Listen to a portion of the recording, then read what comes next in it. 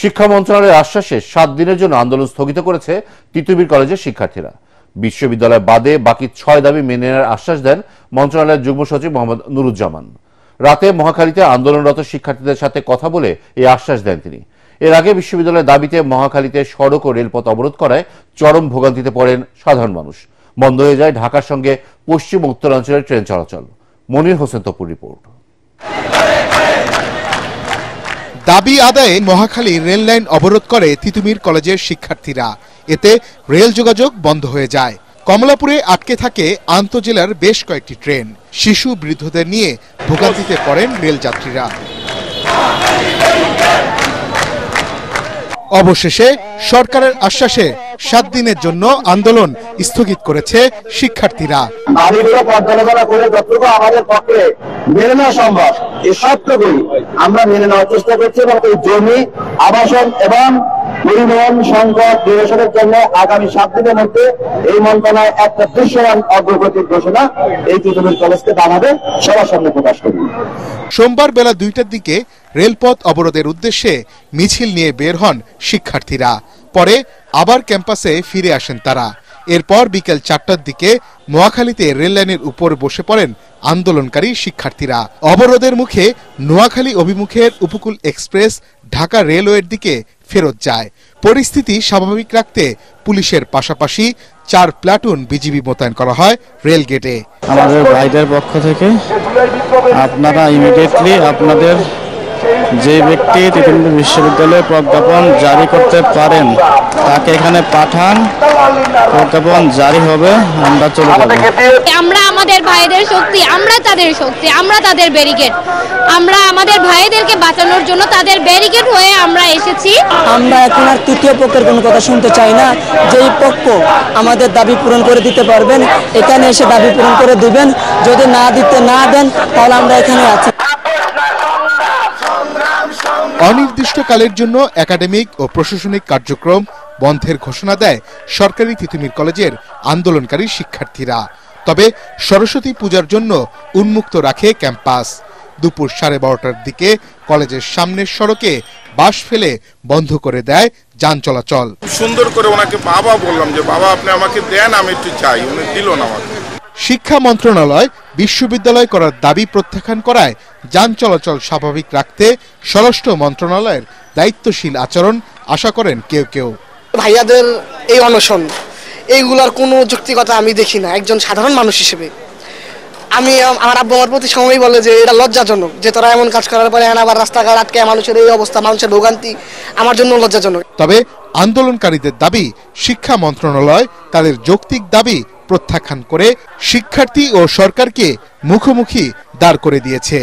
কলেজের সামনে আমরণ অনশন করে 3 জন শিক্ষার্থী অসুস্থ হয়ে হাসপাতালে আছেন জানিয়ে তারা বলেন বিশ্ববিদ্যালয়ের ঘোষণা ছাড়া থামানো যাবে না আন্দোলন। দীর্ঘ লড়াই সংগ্রামের মাধ্যমে যে উপদেষ্টারা আজকে মন্ত্রিপরিষদের ক্ষমতায় বসেছে তারা আমাদের বিরুদ্ধে কোন এতে বলতে পারে জানি না, ইনি আরো উদ্দেশ্যপ্রণীতভাবে আরো বলছেন যে অমক থেকে অমক জায়গা থেকে ওই জায়গা থেকে আন্দোলন করতে পারে। উনি এটা কোন মাইন্ডে থেকে বলছেন? অনেক দিন ধরেই বিশ্ববিদ্যালয়ের দাবিতে আন্দোলন করে যাচ্ছে সরকারি তিতুমির কলেজের শিক্ষার্থীরা। এই দাবিতে এর আগেও সড়কের পাশাপাশি রেল লাইন অবরোধ করে তারা। তখন চলন্ত ট্রেনে আন্দোলনকারীদের ছোড়া ঢিলে যাত্রী আহত হওয়ার ঘটনা ঘটে। মনির হোসেন তপু, এটিএন বাংলা, ঢাকা। তিতুমির কলেজকে বিশ্ববিদ্যালয় করা সম্ভব নয় বলে আবারও জানালেন শিক্ষা উপদেষ্টা ডক্টর ওয়াহিদুদ্দিন মাহমুদ। এদিকে 7 কলেজ নিয়ে পর্যালোচনা কমিটি যে সুপারিশ করবে সেই অনুযায়ী ব্যবস্থা নেওয়া হবে বলে জানিয়েছেন শিক্ষা সচিব সিদ্দিক জোবায়ের। শান্তিপূর্ণ উপায়ে আন্দোলন করতে শিক্ষার্থীদের প্রতি আহ্বান জানান স্বরাষ্ট্র উপদেষ্টা। রিপোর্টে জানাচ্ছেন মাহবুব কবির চপল। বিশ্ববিদ্যালয় ঘোষণার দাবিতে টানা 6 দিন ধরে আন্দোলন করে আসছেন তিতুমির কলেজের শিক্ষার্থীরা। সম্ভাব্যতা যাচাই কিংবা পর্যালোচনার কথা বলে বিষয়টি ঝুলিয়ে রেখেছে শিক্ষা মন্ত্রণালয়। নাছোড়বান্দা শিক্ষার্থীরাও আন্দোলনের গতি বাড়াচ্ছেন। এতে চরম ভোগান্তিতে পড়েছেন নগরবাসী। শিক্ষা উপদেষ্টা একে অযৌক্তিক বলছেন। আর শিক্ষা সচিব বলেন 7 কলেজ নিয়ে যে কমিটি গঠন করা হয়েছে তাদের সুপারিশে সিদ্ধান্ত নেওয়া হবে। এখন পর্যন্ত তিতুমিরের এই দাবির যৌক্তিকতা দেখা যাচ্ছে না। তবে যেহেতু আমরা একটা কমিটি করেছি, হাই পাওয়ার একটা কমিটি করেছি, সেই কমিটিকে তিতুমিরের বিষয়টাও গুরুত্ব সহকারে বিবেচনার জন্য বলা হয়েছে। যে স্টুডেন্ট পলিটিক্স এটাকে প্রিভেন্ট করে সেটা হলো খারাপ। শিক্ষার্থীদের এই আন্দোলন নিয়ে উভয় সংকটে পড়েছে আইন শৃঙ্খলা বাহিনী। কঠোর অবস্থানে যেতে পারছে না তারা, আবার ভোগান্তিও বন্ধ করতে পারছে না। এ অবস্থায় আবারও আলোচনার মাধ্যমে সমস্যা সমাধানের আহ্বান জানালেন স্বরাষ্ট্র উপদেষ্টা। মানুষের না বিশ্বাস উঠে যাচ্ছে, আমারও না বিশ্বাস উঠে যাচ্ছে। আমাদের দায়িত্ব এটা না বলেন, এটা আপনারা দেশবাসী, আপনাদের সবারই দায়িত্ব। জনগণই কিন্তু তাদের একসময় উঠাই দিবে এই রেল লাইনে থেকে। জনগণ তো স্যার উঠায় দেয় না, জনগণই না জনগণই শুনুন, সব জনগণই।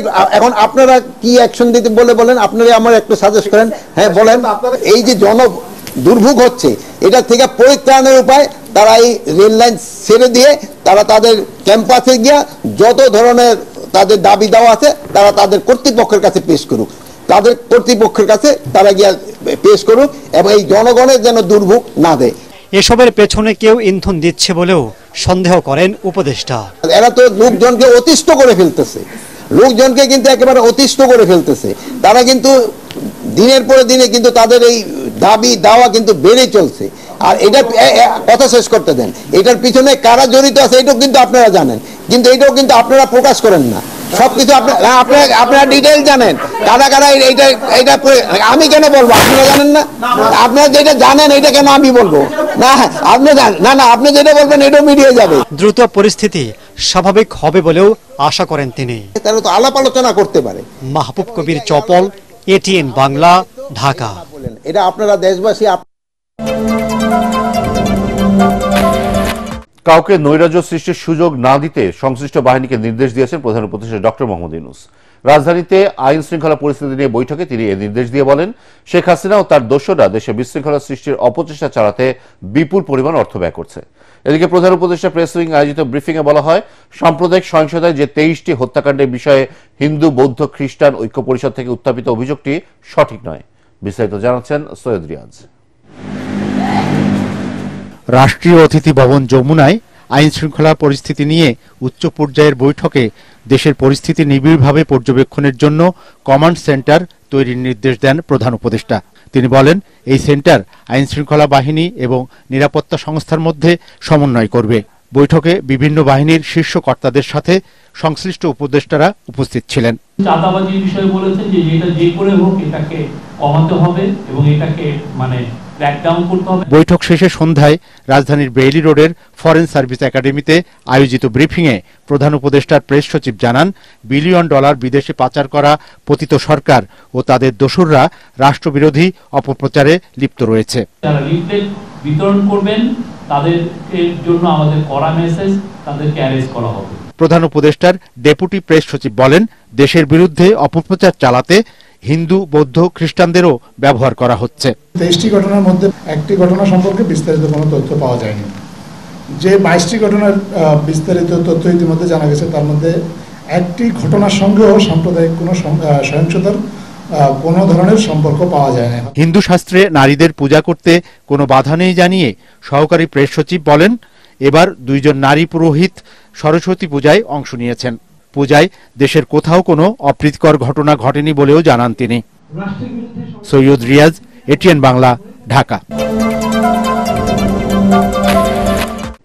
রাজনৈতিক দল করতে হলে উপদেষ্টার পদ ছেড়ে আসার পরামর্শ দিয়েছেন বিএনপির সিনিয়র যুগ্ম মহাসচিব রুহুল কবির রিজভী। তিনি বলেন, সংস্কার চলমান প্রক্রিয়া, এর জন্য নির্বাচন আটকে রাখার সুযোগ নেই। জনগণের প্রত্যাশা পূরণে অন্তর্বর্তী সরকারকে দ্রুত নির্বাচনের রোডম্যাপ ঘোষণার আহ্বান জানান রিজভী। মুন্সিগঞ্জ জেলা বিএনপির নতুন দায়িত্ব পাওয়া নেতাদের নিয়ে দলের প্রতিষ্ঠাতা সাবেক রাষ্ট্রপতি জিয়াউর রহমানের সমাধিতে শ্রদ্ধা নিবেদন শেষে তিনি এসব কথা বলেন।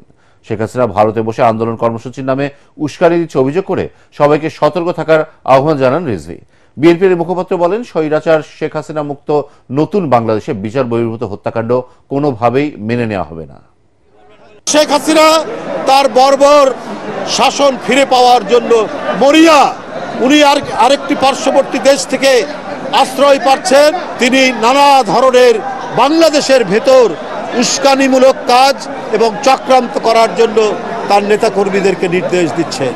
কিন্তু জনগণের সাড়া না পেয়ে এখন তারা হরতাল আর অবরোধ করছেন অনলাইনে। সরকারের কোনো কোনো উপদেষ্টা আমরা সমালোচনা করলে তারা একটু বিরক্ত হন। তাহলে অন্তর্বর্তীকালীন সরকার কেন? আপনারা উপদেষ্টার পদ থেকে ছেড়ে দিয়ে রাজনৈতিক দল করেন।